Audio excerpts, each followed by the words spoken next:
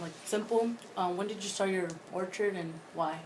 Okay, I started. I currently work as a horticultural advisor for milk growers. There may have been some confusion whether I was actually an orchardist or, but I work with growers with apples, pears, and cherries. And I grew up in a small orchard with the same thing, apples, pears, and cherries, and did all the work out there after school and during the summers, and wanted to learn more about it. Went to school, and I did want to get into orcharding, but my career path took me into I did some orchard management, and I enjoyed many aspects of that, and then I got into working as a field man, horticultural consultant for milk growers. And that's where I've been the last 21 years. So. Okay, pretty cool. All right. What type of fertilizer do you use? The things relating to fertilizers, it will vary from orchard to orchard because of the different soils in different areas, and so our from a recommendation standpoint, I ask people, the growers I work with, and the growers are doing a lot of these things on their own already, many of them, because they've already been doing it for a long time. But there's new information that comes along, and we just kind of talk back and forth. Well, are you doing this test? Are you using that material? Or why are you using that? I'll kind of challenge them sometimes. So the different, I work with a combination of growers that grow fruit organically and conventionally, and they'll oftentimes already have their soils sampled. They'll know what their pHs are, and then it's a matter of then the other alternative in there is how much are you putting on, and are you seeing the results in the tree growth? And so when I'm driving around, riding around, walking around, looking at trees, and I'm saying, okay, you look like you got good shoot extension. It looks like you have the appropriate amount on. It's hard for us to test. Well, if they didn't get the growth, we'll say, why didn't you? Did you put on as much as you thought you did? What's your irrigation scheduling like? Are you flushing the material down through the soil profile? So that's, I guess does that answer your? Yeah. Okay. Do you know the pros and cons of your fertilizer? There are pros and cons to each material that we use. Some of them are economic. Well, that costs too much. Well, it costs more because maybe it's easier to use. It goes into the soil quicker, faster, more available to the tree. It might be okay in small amounts, but maybe it has too many salts, or it might have tend to react with soils and lower the pH too much. Ammonium sulfate would be one material that in the soils around here, it will tend to change the pH lower, and we don't want lower pHs. We want pHs between 6 and 7, and some soils around here down to 5. And so you don't get very good tree growth when your pH is that low, because not as many of the nutrients are available to the tree when the pH is at 5. They're more accessible at 6 or 6.5 or 7. So that would be, hopefully that answers your question. So when you test the fertilizer, how do you guys test them? The materials usually they come with like if you're buying compost from the manufacturer, they will have a certificate of analysis that will say, generally it will list the percentage nitrogen, phosphorus, and potassium, and many times the amount of calcium that's in it also. And most of the fertilizers that people are putting on are looking for nitrogen, and so they they will, either the bag or the tote that is delivered will have a label on, and you know what you're getting, and then it's a matter of how much should I put on and how frequently, and that's kind of. So you just basically guess, or No, we're not guessing. If you know you have a tote or a bag of 3400, you know there's 34 parts of nitrogen in that, and so you will, based on looking at other orchards or your own orchards and your soil that you have, the amount you put out in a given period of time, you would hope, if you put out, say, 10 pounds right in this spot, you would burn the roots on that tree. If you put on say a quarter pound in a ring around like this, or with your spreader that would spread it over the root surface close by, then that would be more appropriate. And then again, you're evaluating the shoot growth and extension that you get on the 1 year growth. Was that the right amount? okay. And what's the name of the fertilizer that you guys use? A number of the growers are on the organic side of things. They're using composts that are usually 12 to 14% nitrogen. Some of them might be 6 or 8%. Again, it depends from the manufacturer that they get what their certificate says. And conventionally, growers might be using ammonium nitrate or material like that. That would be about 1/3 of it would be nitrogen, and generally that's the primary thing we're looking for is nitrogen.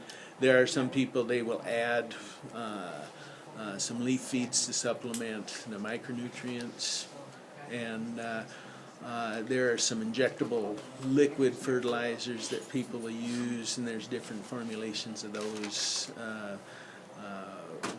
One might have 30%, and then it's again depending on your injection system and your drip system, how much of that is applied. What do you recommend the fertilizer used to other orchards? Say that again? What do you recommend the fertilizer you use to other orchards? When I'm making a recommendation in certain aspects, it's not so much an individual fertilizer. They are going to get some of those recommendations from chemical suppliers. Use this much calcium nitrate on that young block, and I might be more interested in the volumes of material that they'd put on, or how frequently they would put on. Some of the older standards that you would do, I put out a little tuna fish cup around each tree, and I did that once last summer, and I didn't seem to get much growth. Well, you might need to do it several times, or 3 or 4 times, once every 2 weeks. But we're seeing that people, when I see people getting prepared to grow new orchard, I say spend the extra money to not just have an irrigation system designed to water the trees and the cover crop, but just a standalone drip system that will deliver water closer to all the tree roots, but be able to inject fertigation, liquid fertilizer into the system, so that you're kind of spoon feeding them all the time, and people have had a lot better success getting those trees to fill their space. So that's probably my biggest piece of advice when I tell people, if you're putting in an orchard, get a fertigation system installed with it.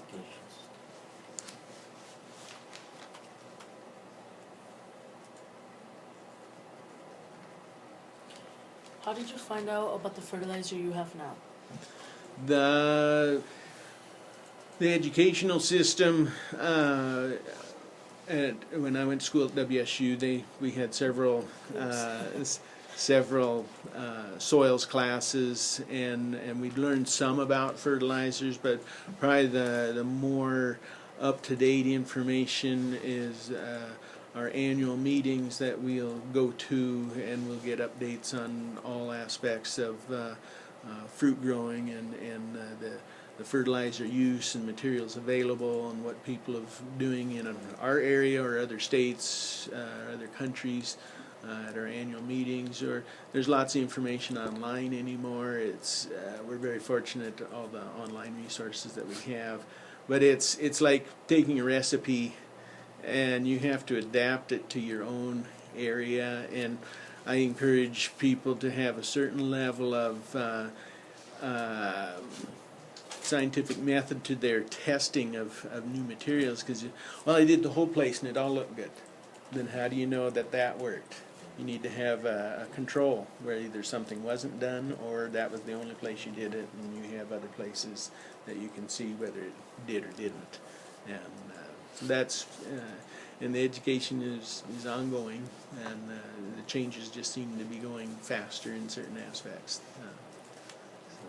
How does the weather affect your harvest? Oh, the trees that we grow with and all the plant processes are temperature driven. So the hotter the temperature is, the faster things happen and the faster fruit will mature. And so it's our job as we're going around. Say during cherry harvest, we can look at the forecast and we can say, okay, it's going to stay hot or it's going to cool down, and that will speed up or slow down our harvest, and it's up to us to kind of discuss those factors along with the labor supply and the maturity of their fruit that they're picking at that time. Well, you need to speed up or maybe you can slow down a little bit. It's not going to stay as hot. During apple, pear harvest, when we've got storage issues we need to contend with, we know that our window of time to get that piece of fruit picked and have good storage becomes shorter, and so we tell people you need to be ready to get a bunch of fruit off in a short period of time. And if you can't, your strategy, well, I wanted to get 90% of my stuff to store long term. Well, it's not going to happen this year. Maybe you'll only get half or a third because the fruit matured too fast to be able to hold up in CA for that long.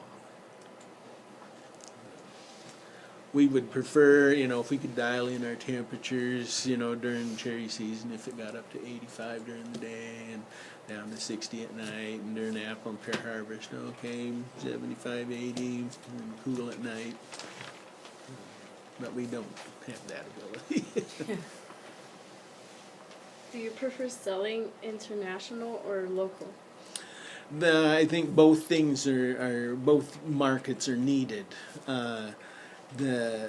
It's, you have to have good relationships with your buyers and to know their needs and to know can they buy more at a certain price. If our state tried to sell everything domestically in the U.S., our prices that we get would go way down if all of our fruit was sold domestically. Probably close to 30% is sold export on our apples and pears and cherries as a state, as a whole. And there are good markets export-wise that they're willing and able to pay good money, and